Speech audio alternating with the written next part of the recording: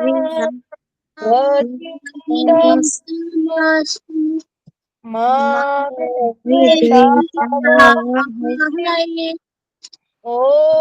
शांति शांति शांति।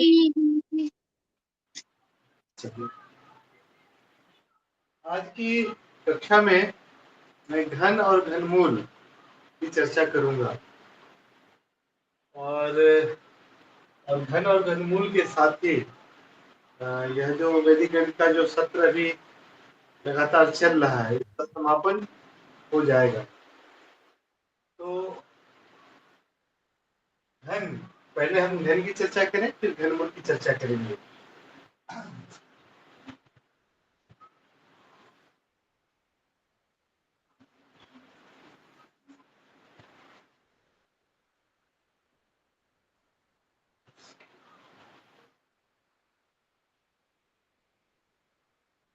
घन निकालने की जो जैसे वर्ग में अनुरूपेण विधि और विचलन विधि हम लोगों ने बनाया था, उसी प्रकार से घन निकालने में भी इन दो विधियों का हम लोग उपयोग करेंगे।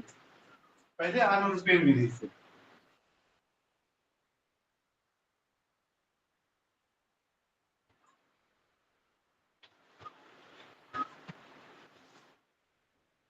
अनुरूपेण मतलब अनुरूपता के द्वारा।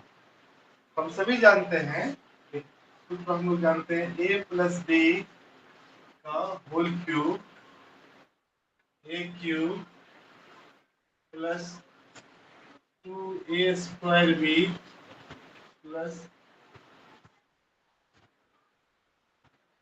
3a square b plus 3ab square plus b cube. इसी के अनुरूप हम किसी भी संख्या का घन निकाल सकते हैं। दो अंकीय संख्या का इसमें बहुत सरलता पूर्वक निकाला जा सकता है। कैसे निकालेंगे, सूत्र आपके ध्यान में आ गया।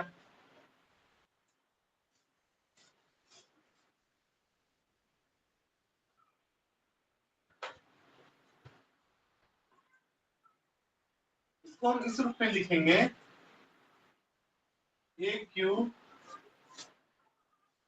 a square b ab square b cube.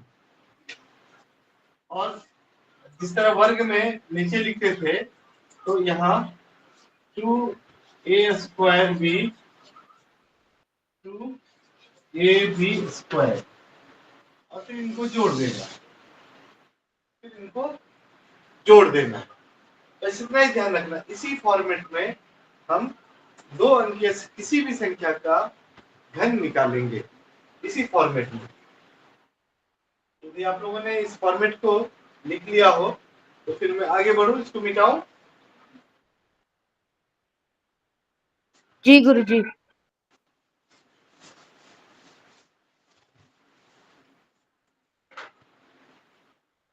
यदि हमें 21 का क्यूब निकालना है तो a क्यूब 8 हो जाएगा, a क्यूब 8 हो जाएगा। फिर दूसरा है a स्क्वायर बी का मतलब हो गया 2 का स्क्वायर गुने 1, तो 2 का स्क्वायर होता है 4 गुने 4 हो जाएगा। फिर दूसरा है ए बी स्क्वायर यानी a 2 b का 1 का स्क्वायर यानी 2 ही होगा 2। और चौथा होगा a का क्यूब b का क्यूब, तो b का क्यूब हो जाएगा 1 का क्यूब 1। ये पहली पंक्ति में लिखेंगे, पहली लाइन हमारी होगी। और दूसरे लाइन में ठीक इसको डबल कर देना, 2a square B 2ab square ऐसा है, तो ठीक इसका डबल कर देंगे। यहाँ 4 है तो ये 8 हो जाएगा, यहाँ 2 है तो 4 हो जाएगा। कैलकुलेशन को हल्का करने के लिए ऐसा किया।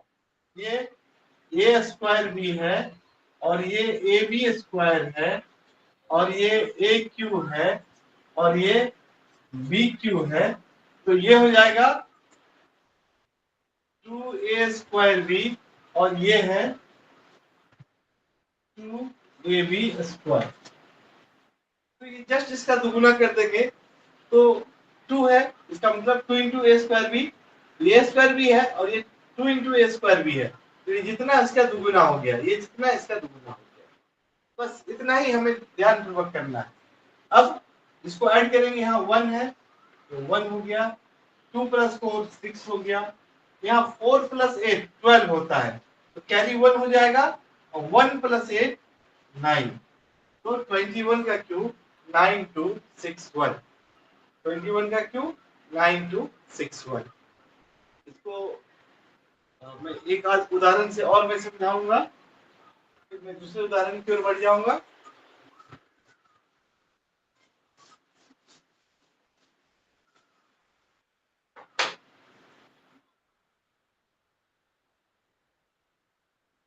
ट्वेंटी थ्री का क्यूब यदि निकालना हो,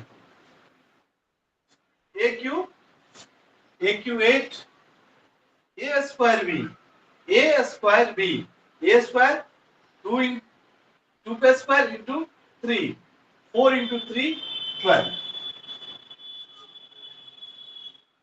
फिर ए बी स्क्वायर बी का स्क्वायर 9 इंटू 2 18, और फिर है बी क्यू 27। अब यहाँ बीच वाले को जस्ट डबल करेंगे, 12 है तो 24 हो गया, 18 है तो 36 हो गया। अब इसको ऐड करेंगे, इकाई का अंक रखेंगे और शेष को हम कैरी के रूप में लेते चलेंगे। यहाँ 27 है, यहाँ 7 होगा, 2 कैरी हो जाएगा, 8 प्लस 6 14, 14 प्लस 2 8 प्लस 6 14, 14 प्लस 2 16 का 6, 1 कैरी हो गया। अब ये 1 प्लस 3 4, 4 प्लस 1 5, और ये कैरी इसमें जुड़ेगा, 3 प्लस 2 5, 5 प्लस 6 11, तो 1 कैरी 1 हो गया। अब फिर इन दोनों के साथ ये भी कैरी ही है, इकाई को लेना है तो ये कैरी भी है, तो 2 प्लस 2 4, 8 प्लस 4 12,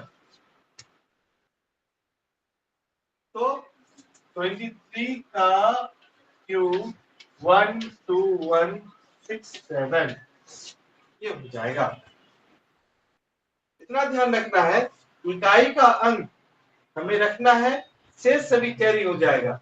यहाँ 7 को रखा और ये 2 यहाँ इकाई का है, ये इसका योग रहेगा, इसलिए 2 कैरी ऐड हो जाएगा। फिर यहाँ 16 आया, 7 रखा, 2 कैरी हुआ, 8 प्लस 6 14 प्लस 2 16, 16 का 6 रखा, 1 कैरी हुआ, और ये दोनों हिस्सा भी कैरी है, इन दोनों को भी जोड़ा तो 3 प्लस 2 5, 5 भी यहाँ इकाई के अंकों में जोड़ा तो 5 6 11, 11 को 1 रखा, 1 कैरी हो गया। अब ये दोनों भी कैरी ही है, क्योंकि इकाई वाले को रखना है, ये कैरी है, 2 प्लस 2 4, 4 को 8 में जोड़ा तो 12 हो गया। तो इस प्रकार से अनुरूपण विधि से हम दो अंकीय संख्या का घन बहुत ही सरलता पूर्वक ज्ञात कर सकते हैं। अब इस विधि में कुछ पूछना है तो पूछ सकते हैं, नहीं तो फिर मैं दूसरी विधि की चर्चा करूंगा। जी गुरुजी, एक और उदाहरण दे सकते हैं? हाँ, मैं एक और उदाहरण दे सकता हूँ, क्यों नहीं दे सकता हूँ।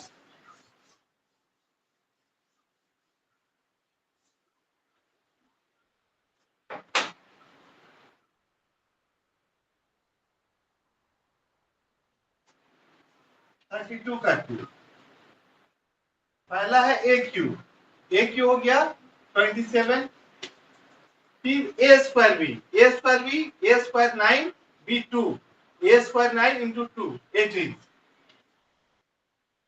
फिर बी स्क्वायर हो गया 4, 4 इंटू 3 12, फिर बी क्यू 2 का क्यूब 2 इंटू 2 इंटू 2 8, बीच वाले को जस्ट डबल करते हैं, ये 36 हो जाएगा और ये 24 हो जाएगा। बस इतना ही ध्यान रखना है, बीच वाले को डबल करना है। अब ऐड करेंगे, ये 8 हो गया, अब यहाँ 2 4 6 हो गया, और ये 1 और 2 कैरी हो गया 3, ये 3 कैरी हो गया, तो 8 प्लस 6 14, 14 प्लस 3 17, 1 कैरी हो गया। अब u1 कैरी भी इसमें ऐड होगा। 3 + 2 3 + 2 5 5 + 27 27 + 5 32 तो 32 का क्यूब 3 2 7 6 8। वो शुरू में जो मैंने फॉर्मूला का जो फॉर्मेट दिया उसी पर a² भी ab², बस इतना ही ध्यान रखना है। a² भी और ab² में निकालना है और उसको जस्ट डबल करके नीचे लिखना है। इकाई के अंक को रखना है, शेष सभी कैरी हो जाएगा। दो चीजें हैं, a² भी ab², ये ध्यान में रखना है। पहली पंक्ति में a² भी ab², और जो दूसरी पंक्ति होगी इनको जस्ट डबल करके लिखना है। ये ठीक जस्ट डबल करके लिखना है, और जब जोड़ेंगे तो इकाई के अंक को रखेंगे, शेष सभी कैरी हो जाएगा। ठीक है जी गुरुजी, समझ में आ गया। अब दूसरी विधि है यावदूनम।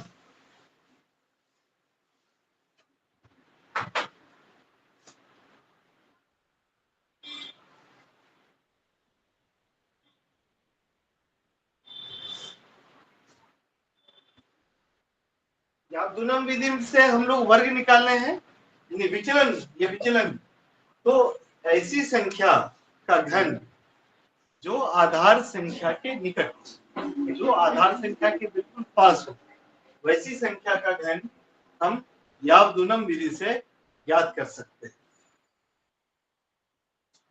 जैसे 102 का घन निकालना हो तो यहाँ 102 है तो आधार 100 है, तो विचलन हो गया 2। आधार 100 है तो विचलन हो गया 2। 2 का मतलब 0 0 2, क्योंकि आधार में 2 शून्य है, 100 में 2 शून्य है, इसलिए विचलन हमेशा 2 अंकों में होगा। तो इसमें क्या करेंगे, संख्या जो विचलन का दुगुना, विचलन यहाँ 2 है तो विचलन का दुगुना 4 ऐड होगा।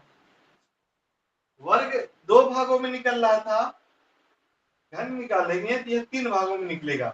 तो पहले भाग में संख्या जोड़ विचलन का दुगुना, पहले भाग में संख्या, जिस संख्या का हमें क्यूब निकालना है संख्या, और जोड़ विचलन, विचलन 02 है, इसका दुगुना हो जाएगा 04।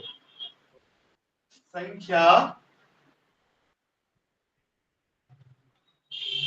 प्लस 2 गुने विचलन, ये आपका हो गया सबसे बायां हिस्सा, संख्या जोड़ 2 गुने विचलन। अब दूसरे हिस्से में क्या करेंगे, 3 गुने विचलन का स्क्वायर, 3 गुने विचलन का स्क्वायर, यानी 3 गुने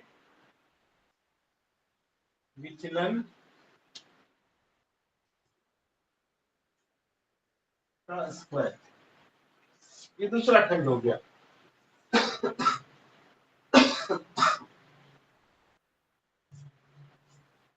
पहला खंड हो गया, पहला खंड हो गया संख्या जोड़ 2 गुने विचलन, पहला खंड हो गया। बाया खंड हो गया संख्या जोड़ 2 गुने विचलन। तो बीच वाला खंड हो गया, वह हो गया 3 गुने विचलन का स्क्वायर। और जो तीसरा खंड होगा वह होगा विचलन का वर्ग, क्यूब, विचलन का घन, विचलन का घन हो जाएगा। अब इसको करेंगे तो ये हो जाएगा आपका 08, क्योंकि विचलन में 2 शून्य है इसलिए 2 अंकों में रहेगा, और ये हो जाएगा 4 गुने 3, विचलन 2 है तो 2 का वर्ग हो जाएगा 4, 4 गुने 3 12, और यहां हो जाएगा 102 जोड़ 4 106। तो उत्तर हो जाएगा 1061208, यही इसका घन होगा, यही इसका घन होगा। संख्या आधार संख्या के निकट हो तो इस प्रकार से यावदूनम विधि से बहुत ही सरलता पूर्वक हम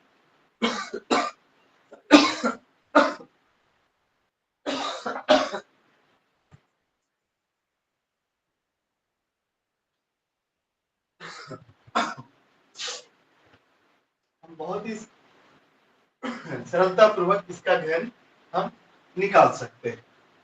अब दूसरे उदाहरण से समझते हैं, एक और उदाहरण लेते हैं।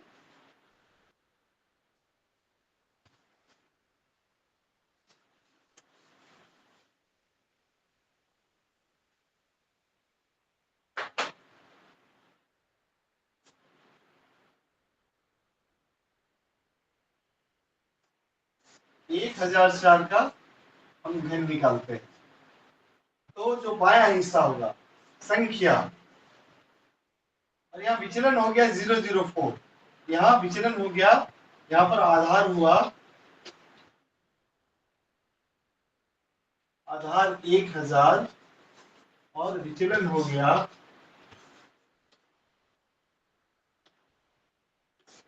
004।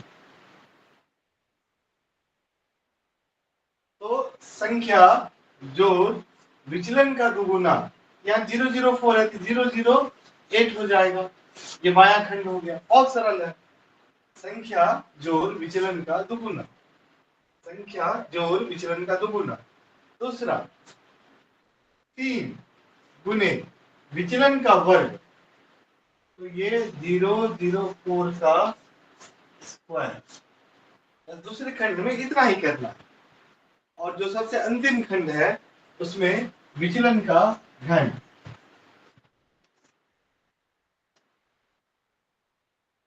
ये हो गया 1008, ये हो गया 4 का स्क्वायर 16, 1012 होगा आचार्य जी, 1008 नहीं होगा, 1012 होगा ना। मैंने 008 1012, ठीक है 1012। अब ये विचलन है 4 का स्क्वायर हो जाएगा 16, 4 का स्क्वायर हो जाएगा 16, 16 को 3 से मल्टीप्लाई करेंगे, ये हो जाएगा 48, क्योंकि 3 अंकीय विचलन है इसमें 0 लगाएंगे।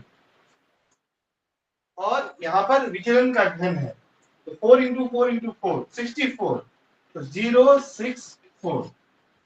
ये हमेशा ध्यान रखेंगे, आधार संख्या में जितने जीरो हैं उतने ही अंकों में हमारा विचलन आना चाहिए, या विचलन का जो भी ऑपरेशंस करते हैं वो उतने ही अंकों में आना चाहिए। यदि अंकों की संख्या बढ़ जाती है तो वो हासिल हो जाएगा, घट जाए तो बाईं ओर 0 लगाकर हम 3 अंक, यदि 3 अंकीय 4 अंकीय विचलन है, 3 0 है, हम उतने के तुल्य हम विचलन लिखेंगे। यही इसका घन हो गया। अब बताइए इसमें कुछ समझना है? जी गुरुजी स्पष्ट है। स्पष्ट है। स्पष्ट, चलिए आइए।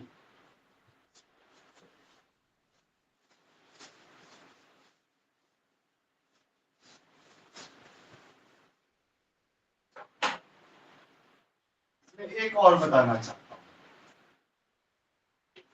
202 का यदि हमें घट निकालना हो, वो तो आधार संख्या के बिल्कुल पास था, लेकिन वो कोई 200 के पास भी हो सकता है, कोई 400 के पास भी हो सकता है। वैसी स्थिति में हमें क्या करना चाहिए? तो यहाँ आधार है, आधार 100 है, तो उप आधार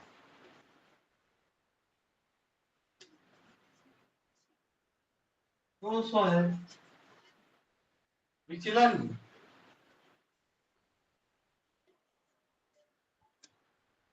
02 है। ये 2 टाइम्स है, उपाधार जो है आधार का 2 टाइम्स है, दुगुना है, डबल है। 100 आधार 100 है तो उपाधार 200 है, क्योंकि 200 के निकट है। बस ये ध्यान में रखना है, तुलना हमारे ध्यान में रहना चाहिए कि यह दुगुनी संख्या है, तो इस दुगुने का क्या करेंगे? तो जितना गुना है, यहाँ पर 2 गुना है, तो बाएं खंड में उसके स्क्वायर से मल्टीप्लाई करेंगे। बाएं खंड में जितना गुना है, 2 गुना है तो 2 का स्क्वायर होगा, 3 गुना है तो 3 का स्क्वायर होगा, 4 गुना है तो 4 का स्क्वायर होगा, और बाद बाकी क्रिया वही रहेगी। 202 जोड़ 0,4 ये। दूसरे खंड में, पहले खंड में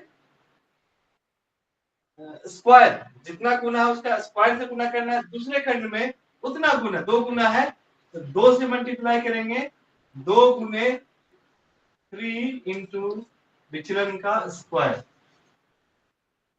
0,4 का स्क्वायर। ये 3 गुने 4 का स्क्वायर तो पहले भी आधार संख्या के निकट में हम करते रहे, और जो अंतिम खंड है बिल्कुल उसी प्रकार से होगा 0,4 का क्यूब। ओ सॉरी, यहाँ तो विचलन 2 है, विचलन 2 है, यहाँ भी 2, यहाँ भी 2। तो ये विचलन 2 है, तो ये हो जाएगा 0,1, ये हो जाएगा 4, 4 गुने 3 12, 12 गुना 24,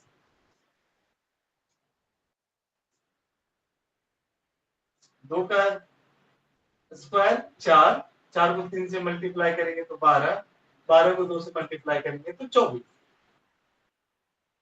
अब इसको करते हैं, ये 206 हो जाएगा, 202 गुने जोड़ 4, 202 जोड़ 4 206, 206 को 4 से मल्टीप्लाई करेंगे तो हो जाएगा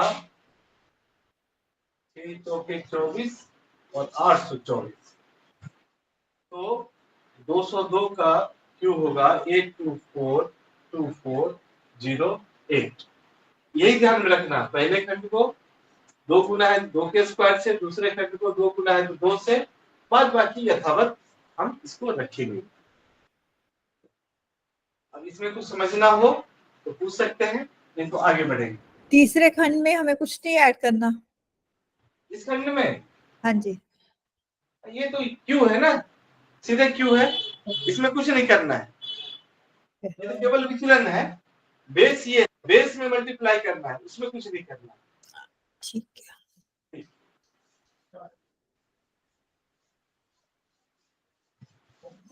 आइए अब मैं घनमूल की चर्चा करता हूँ।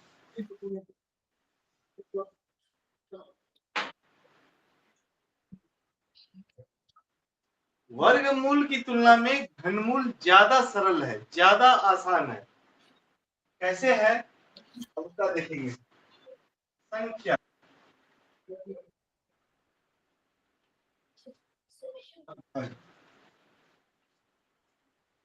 संख्या 1 है, 1 का घन 1 होगा, 2 है तो 2 का घन 8 होगा, 3 है तो 3 का घन 27 होगा, 4 है तो 4 का घन 64 होगा, 5 है तो 5 का घन 125 होगा, 6 है तो 6 का घन 216 होगा, 7 है तो 7 का घन 343 होगा, 8 है तो 8 का घन 512 होगा, और 9 है तो 9 का घन 729 होगा। ये हमें ध्यान में रखना है।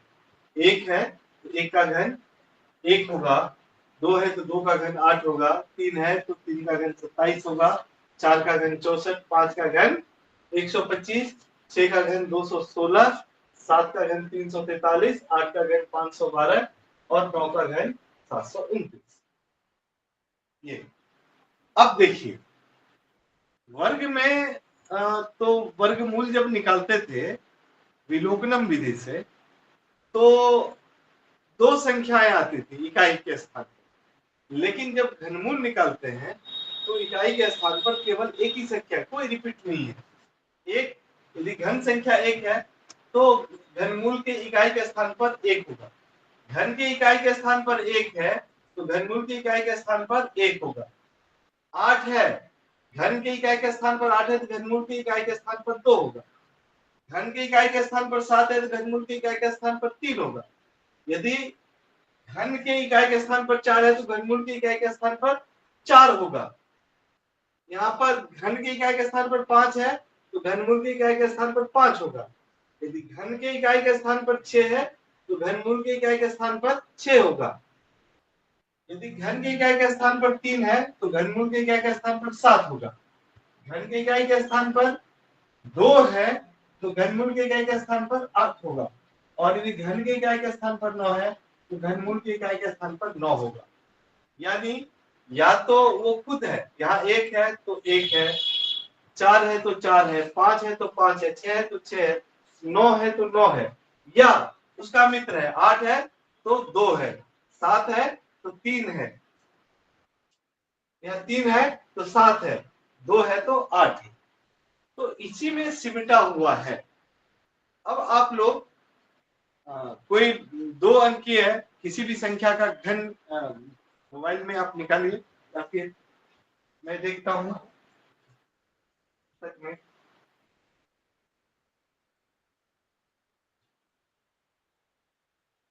या आप लोग बताएंगे तो उसका भी मैं निकाल लूंगा, क्योंकि पूर्ण घन संख्या ऐसे याद नहीं रहता।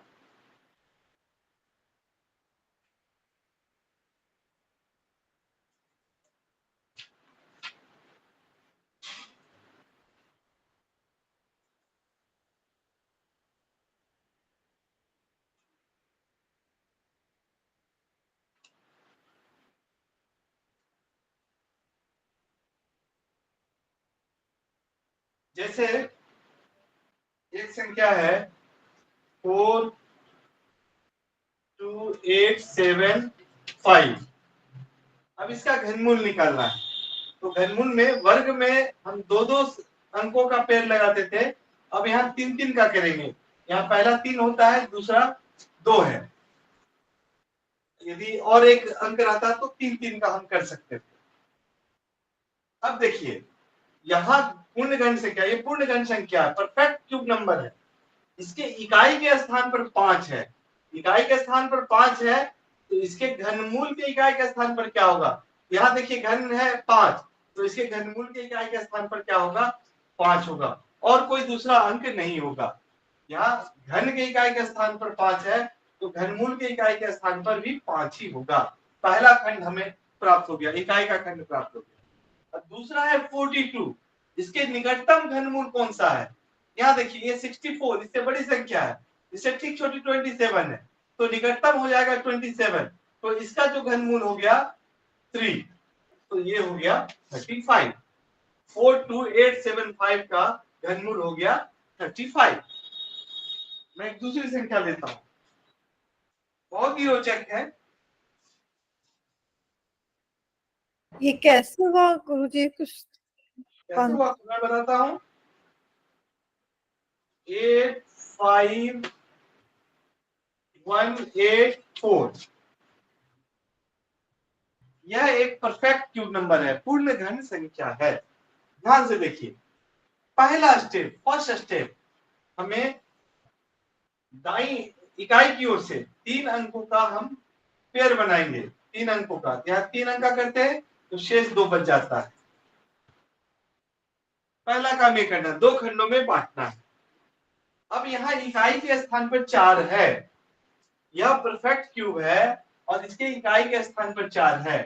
तो हम देखें कि परफेक्ट क्यूब, इसमें यहाँ भी हमारे पास परफेक्ट क्यूब है, इस चार्ट में भी ये सब परफेक्ट क्यूब है। तो इसके कौन सी ऐसी संख्या जिसके इकाई के स्थान पर 4 है? वो संख्या है 64। 64 के अलावा और किसी के इकाई के स्थान पर 4 है? तो नहीं है, केवल 64 के इकाई के स्थान पर 4 है। तो 64 का क्यूब रूट क्या होता है? 4। 64 का क्यूब रूट 4 है, तो इकाई के स्थान पर 4 हो जाएगा। बस इतना ही मिलाना है, इतना ही टैली करना है। यहाँ 4 आ गया तो इसके इकाई के स्थान पर क्या है, बस इतना ही टैली आपको करना है और कुछ नहीं करना है। ये स्पष्ट हुआ? यहाँ पर मैंने 4 क्यों लिखा? हाँ जी, ठीक है। अब देखिए, अब ये 85 है, 85, तो इसके बराबर या इससे नीचे कौन परफेक्ट क्यूब नंबर है? यहाँ हम देख रहे हैं कि 125 है, इससे बड़ी संख्या है, और 64 इससे छोटी संख्या है, तो हम 64 को लेंगे। तो 64 का क्यूब रूट कितना है? 4। बस 44, इसका क्यूब रूट हो गया 44।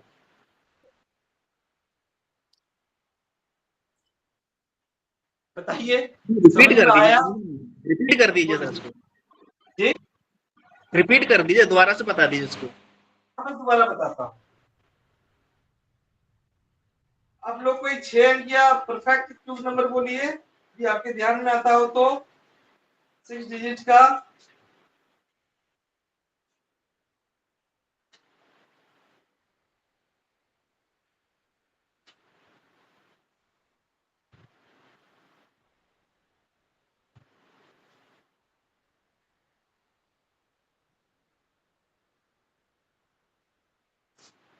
कोई बोल सकते हैं? कोई भी? 166,375 6 375 375। 5। ठीक है, इसको 2 खंडों में बांटते हैं। 3 का यहाँ लगाएंगे और ये तो 2 बच गया। ठीक है, गुरुजी 6 अंक का है 166,375। 166 हो गया तो ठीक है, 3 हो गया, बराबर हो गया। ठीक है, अब यहाँ इसके इकाई के स्थान पर 5 है, इस नंबर की इकाई के स्थान पर 5 है, इस संख्या की इकाई के स्थान पर 5 है। यह एक परफेक्ट क्यूब नंबर है। तो हमारे पास यहाँ पर परफेक्ट क्यूब नंबर का चार्ट बना हुआ है, ये सब परफेक्ट क्यूब नंबर है। तो हम देखें किसके इकाई के स्थान पर 5 है, तो हम देखते हैं 125 की इकाई के स्थान पर 5। तो इसका जो क्यूब रूट है, घनमूल है, इसका जो क्यूब रूट है, घनमूल है, उसके इकाई के स्थान पर क्या है बताइए? 5। 5। तो हमारा यहाँ पर इकाई का अंक 5 हो गया, उत्तर ये हो गया, इकाई का अंक 5 इससे निकल जाएगा, इकाई का अंक 5 हो गया। अब दहाई का अंक हम निकालते हैं, तो 166 यहाँ पर देखते हैं इसके तुल्य कौन सा परफेक्ट क्यूब नंबर है। तो 216 इससे बड़ी संख्या है, हम 216 नहीं ले सकते क्योंकि उसका वैल्यू ज्यादा हो जाएगा। तो इससे इसके बराबर या इससे छोटी संख्या लेनी है, तो इसके बराबर तो नहीं है, लेकिन इससे छोटी, ठीक इससे छोटी संख्या 125, ठीक इससे छोटी संख्या है 125, ठीक इससे छोटी संख्या है 125। तो 125 का क्यूब रूट क्या होगा? 5। वही इसका क्यूब रूट हो गया 55। और कोई एक दूसरा उदाहरण लेकर आप मुझे बता सकते हैं? परफेक्ट क्यूब नंबर मल्टीप्लाई कीजिए और 6 डिजिट का आप हमको बताइए, क्योंकि 300,763 सॉरी 300,763 763 ये पेयर लगाएंगे, यहाँ तक तो कोई परेशानी नहीं है। हाँ जी, ठीक है, अब यहाँ देखिए 3 इकाई के स्थान पर 3 है, तो यहाँ भी देख रहे इकाई के स्थान पर 3 है ना, 3 आ रहा है, तो इसका घनमूल क्या है? इसका घनमूल 7 है, तो हमारा इकाई का अंक 7 हो गया। ये तो समझ में आ गया होगा अब इस उदाहरण से कि इकाई के स्थान पर, इस संख्या की इकाई के स्थान पर 3 है, तो इसके घनमूल यहाँ हम खोजे। यहाँ पर परफेक्ट क्यूब नंबर है 343, जिसके इकाई के स्थान पर 3 है, यहाँ 3 है तो अब यहाँ 3 खोजे। यहाँ मान लीजिए 2 रहेगा तो हम यहाँ 2 खोजेंगे, यहाँ पर 4 रहेगा तो यहाँ पर 4 खोजेंगे। हमको पहला काम यही करना है, केवल खोजना है, खोजना है और लिखना है।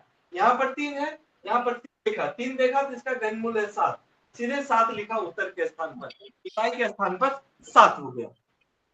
स्पष्ट है? अब आइए, अब यहाँ 300 है, 300 है तो इसके तुल्य देखिए, यहाँ पर 343 है, इससे बड़ी संख्या, बड़ी संख्या को नहीं लेना है, इससे बड़ी संख्या को नहीं लेना है, इससे ठीक छोटी संख्या यहाँ पर 216 है, क्योंकि 225 बहुत छोटी संख्या हो जाएगी। इसके ठीक बाद इसमें यहाँ 216 है, 216 का क्यूब रूट 6 है, 216 का क्यूब रूट 6 है, तो हो गया 67 का ये 300763 का क्यूब रूट होगा 67, यदि ये परफेक्ट क्यूब नंबर है तो। हाँ जी, तो गुरुजी इसका मतलब ये है कि हमें 1 से लेके 9 तक के सारे क्यूब रूट याद होने चाहिए। हाँ, ये हमें याद होना चाहिए, मैं पहले ही बता रहा हूँ, ये सारा हमारे ध्यान में रहना चाहिए, हमें याद रहना चाहिए। यदि ये याद नहीं होगा तब आपको परेशानी होगी। और ये कोई बहुत बड़ी चीज नहीं है। यहाँ तक तो 125 तक तो याद ही रहता है, केवल हाँ। इतना याद करना है, इतना तो याद ही रहता है, बस इतना याद करना है। दो चार गुरु बार जी लास्ट में 9 आ जाए तो इतना भी याद हो जाएगा। हाँ जी। गुरु जी लास्ट में 9 आ जाए तो 9 लेंगे या 3? हाँ बोलिए। जी लास्ट में अगर 9 आ जाए तो 9 होगा, अंत 9 होगा। 3 नहीं 9 लेंगे? होगा। नहीं, वो तो आखिरी में अगर 7 होगा तब आएगा 3। हाँ जी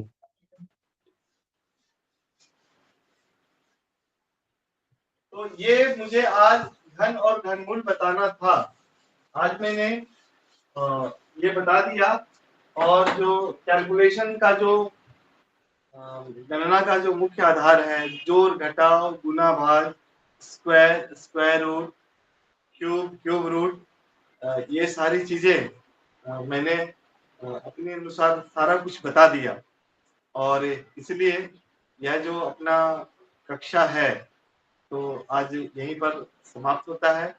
आपने धैर्यपूर्वक बहुत लंबे समय तक, और कई बार ऐसा हुआ है कि बीच में ऐसा भी हुआ, व्यवधान भी हुआ, मैं नहीं रहा हूँ, फिर भी आपने धैर्यपूर्वक बिना मुझ पर नाराज हुए, बिना मुझ पर गुस्साए आपने प्रतीक्षा की।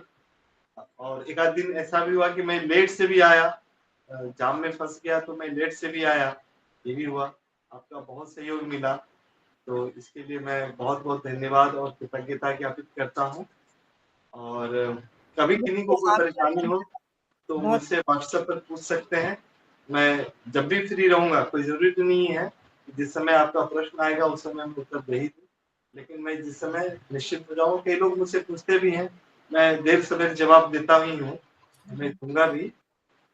तो आप मुझसे जुड़े रह सकते हैं, और छोटे छोटे वीडियो मैंने बनाना शुरू किया है, और यदि यह ग्रुप ऐसे ही बना रहा और इस ग्रुप से आप लोग जुड़े रहे तो निरंतर एक दिन 2 दिन 3 दिन पर आपको एक एक वीडियो प्राप्त होते रहेगा।